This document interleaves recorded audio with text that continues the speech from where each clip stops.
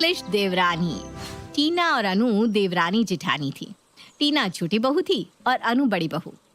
बड़ी बहू सिर्फ नाम के लिए बड़ी नहीं थी, घर के सारे बड़े काम और जिम्मेदारियां भी अनु के हिस्से में ही थी। अनु ऐसा करो, खाने की तैयारियां तुम ही देख लेना बेटा। और टीना तो अभी नई नई आई है, उसे अभी हमारी पसंद नापसंद जानने में थोड़ा वक्त लगेगा। फिर तुम तो जानती हो ना, अंकुर और तुम्हारे पापा जी खाने के टेस्ट के मामले में कितने पर्टिकुलर है। खाना उनके हिसाब से नहीं बना तो पूरा घर सर पर उठा लेंगे। मैं देख लूंगी मम्मी जी। मैं जानती हूँ पापा जी के गुस्से के आगे टीना नहीं टिक पाएगी और मेरे रहते उसे किसी की नाराजगी नहीं झेलनी पड़ेगी। आप चिंता ना करें। अनु को भी अभी घर में आए 3 साल ही हुए थे, लेकिन 3 साल में उसने जैसे 30 साल के बराबर अनुभव जमा कर लिया था। नई नवेली दुल्हन होने पर भी उसने कभी किसी काम से मुंह नहीं मोड़ा।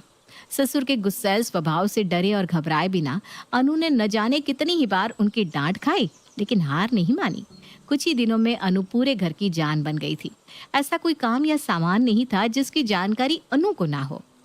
जब मैं शादी करके आई तो मैं अकेली थी। मेरी मदद करने वाला यहाँ कोई नहीं था, लेकिन टीना के लिए तो मैं हूँ। मैं कभी नहीं चाहूंगी कि पापा जी और अंकुर का जो गुस्सा मैंने झेला, टीना भी वो सब बर्दाश्त करे। अनु चाहती थी कि वो धीरे धीरे टीना को घर में सबकी पसंद के अनुसार ढलना सिखाए। लेकिन आपने वो कहावत तो सुनी होगी ना कि उंगली पकड़ाई तो पहुंचाई पकड़ लिया। कहने का मतलब है कि देवरानी टीना ने अनु के लाड़ प्यार और समझदारी का गलत ही मतलब निकाल लिया था। उसे तो अब काम चोरी और जेठानी पर ऑर्डर चलाने की आदत हो गई थी। टीना पूरा पूरा दिन बढ़िया से सज सवर कर यूट्यूब पर मेकअप वीडियो देखती, जबकि जेठानी अनु अकेले ही घर के कामों में उलझी रहती। धीरे धीरे समय अपनी चाल से आगे बढ़ता रहा और दोनों देवरानी जेठानी 2 बच्चों की माँ हो गई। लेकिन टीना के रवैये में अभी भी कोई अंतर नहीं आया था। घर में इतना काम रहने लगा था कि अनु को बस काम के अलावा कुछ सूझता ही नहीं था। अनु भाभी, वो टीना भाभी घर पर है क्या? हाँ हाँ है ना, तुम बैठो, मैं बुलाती हूँ उसे। टीना और रीटा भी बात कर रहे थे कि अनु चाय देने के लिए उनके कमरे में जाती है तो देखती है कि वो दोनों उसके बारे में ही बात कर रही हैं। टीना भाभी, आपका स्टाइल, ड्रेसिंग सेंस और फैशन की तो पूरे मोहल्ले में चर्चा है, मानना पड़ेगा आपको। और आपकी इंग्लिश और ये भूरे बाल देखकर ना अंग्रेज कच्चा खा जाएगा। अरे रीटा, क्या बात कर रही है? वो तो मैंने बस ऐसे ही कलर करा लिए थी। वैसे तो मुझे भी ना ब्लॉन्ड कलर ही पसंद है, मेरी पर्सनालिटी पर सूट भी करता है।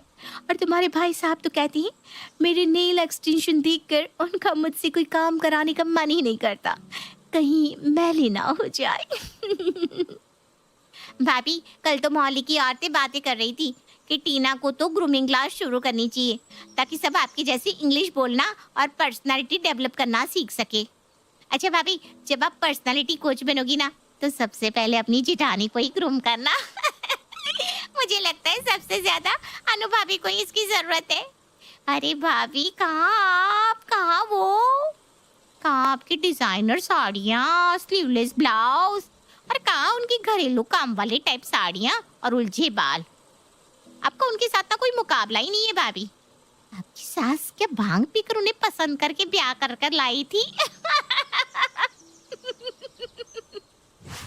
इतना कहकर दोनों ठहाका लगाकर हंसने लगती है।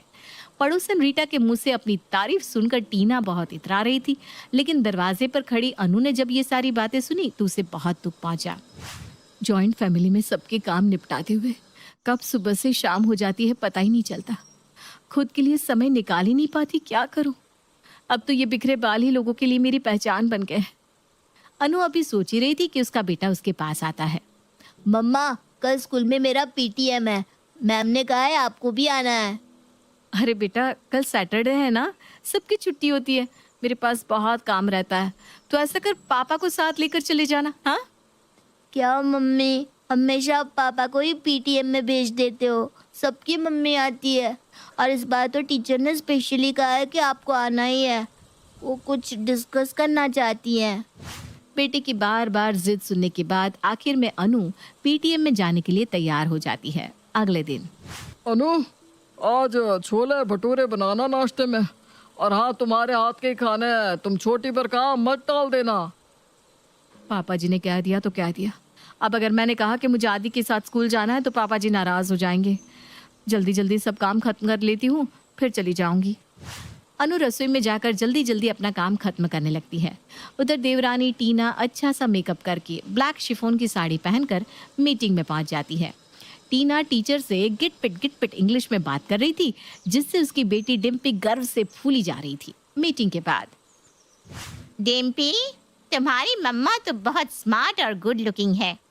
आपको भी अपनी मम्मा की तरह अपनी इंग्लिश स्पीकिंग स्किल इम्प्रूव करनी है। जी मैम।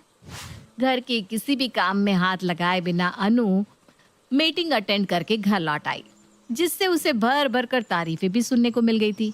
इधर जिठानी बेचारी घर की सफाई और नाश्ते में लगी हुई थी। मम्मा बस टीचर 12:30 तक ही स्कूल में मिलेंगी, जल्दी करो। बेटे का उदास चेहरा देख अनु जल्दी जल्दी में एक सिंपल सा सूट पहनकर बालों का जूड़ा बांधकर तैयार हो जाती है और स्कूल पहुंच जाती है। स्कूल पहुंचकर आदि ने देखा कि बाकी के बच्चों की मम्मी कितनी मॉडर्न और सुंदर ड्रेस पहनकर आई हुई है, जबकि उसकी मम्मा बाकी औरतों से बिल्कुल अलग दिख रही थी। आदि, ये तेरी मम्मी है? हाँ, क्यों, क्या हुआ? कुछ नहीं यार, बस ऐसे ही पूछा। आदि ने देखा कि शुभम बाकी बच्चों के साथ मिलकर मुंह छिपाकर हंस रहा है। मीटिंग खत्म होने के बाद, मम्मा आप ऐसे बनकर क्यों रहती हो? आपने देखा बाकी बच्चों की मम्मियाँ कैसे टिप टॉप लगती है, और एक आप हो, आपने कितने साल पुराना सूट निकाला था आज मीटिंग के लिए। अरे ये क्या बात हुई बेटा? मैं वहाँ सूट की प्रदर्शनी लगाने गई थी या तेरी पेरेंट्स मीटिंग में गई थी? मम्मा आपको समझ में नहीं आता? आपकी वजह से आज मुझे पूरे क्लास के आगे शर्मिंदा होना पड़ा। सारे बच्चे कह रहे थे आदि अपनी मम्मा को नहीं दादी को लेकर आया है। पता नहीं क्यों आपका ड्रेसिंग सेंस ना बिल्कुल दादियों जैसा है। और आप इंग्लिश में बात नहीं कर सकती थी क्या? बेटा तुझे पता है ना मैं इंग्लिश में बात नहीं कर सकती, और इंग्लिश बोलने से क्या होता है? हिंदी में बात करने से कुछ दिक्कत हुई क्या? अब रहने दो मम्मा, गलती मेरी है जो मैं आपको साथ लेकर आ गया। मुझे पापा को ही ले आना चाहिए था। अगले दिन स्कूल से आने के बाद आदि अपनी दादी के पास जाता है। दादी आप पापा को बोल देना आज के बाद वही मेरे साथ स्कूल मीटिंग में जाए। मम्मी ने तो स्कूल में जाकर मेरी बेइज्जती ही करवा कर रख दी।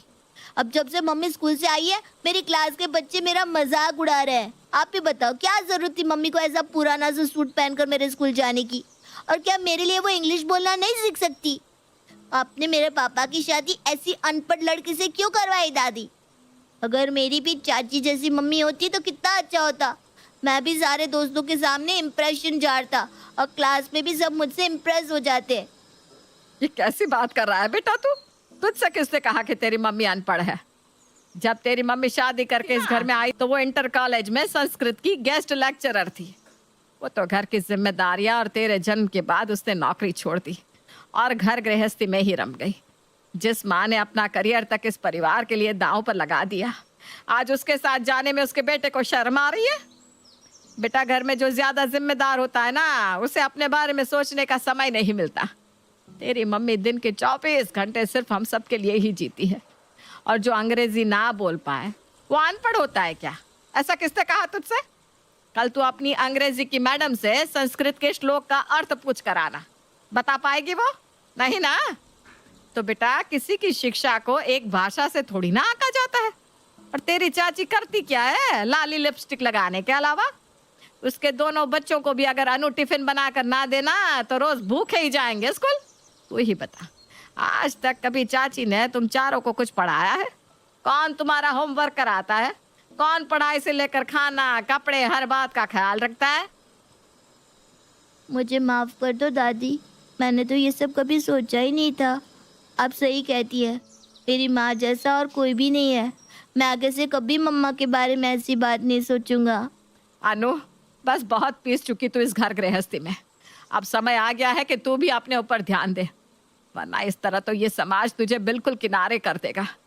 बेटा दूसरों के लिए जीने वाले की कोई अहमियत नहीं होती, इसलिए अब तू अपने बारे में सोच।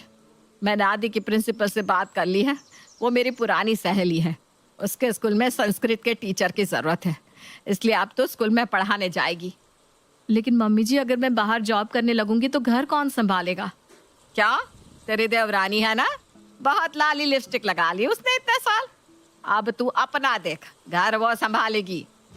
अनु ने स्कूल में जॉब ज्वाइन कर ली। अब वो अच्छे से बन ठन कर सवेरे स्कूल के लिए निकल जाती और पीछे देवरानी टीना पूरा परिवार संभालती।